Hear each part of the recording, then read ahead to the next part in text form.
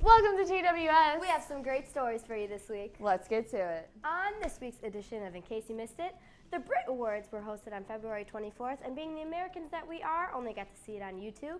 The FBI is still in a heated debate with Apple as to whether it's fair to hack into the San Bernardino shooter's iPhone, potentially threatening all other iPhone securities, and everyone's favorite presidential candidate, Donald Trump, made some pretty explicit comments towards the late Princess Diana.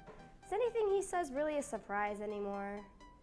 The popular video game franchise Pokemon turned 20 over the weekend. Over the past 20 years, the franchise has created over 60 video games featuring the little pocket monsters, spanning from being playable on the original Game Boy to the Nintendo Wii to the DS to more. A special website was launched in order to celebrate the milestone, in which fans could submit their favorite Pokemon moments using the hashtag Pokemon20.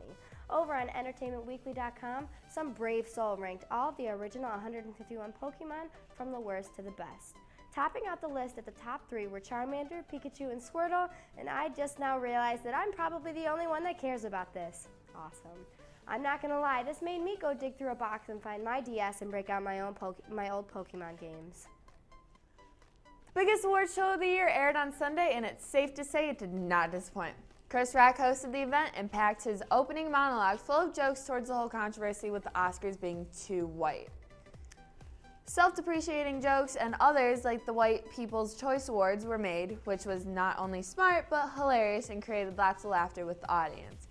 Joe Biden came out later in the night to introduce Lady Gaga to perform, who was up for an Oscar for her song Till It Happens to You, but lost to Sam Smith, who had quite an off-pitch speech when he went up to accept his award. After saying he hated his recording of the song, he won.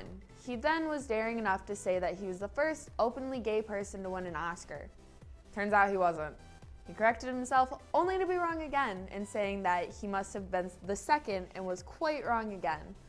Perhaps the most exciting thing that happened was Leonardo DiCaprio's big win in one of the last categories of the night.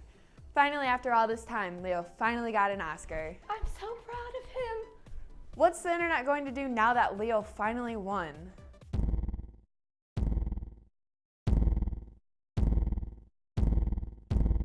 Seriously, who are they going to pity now?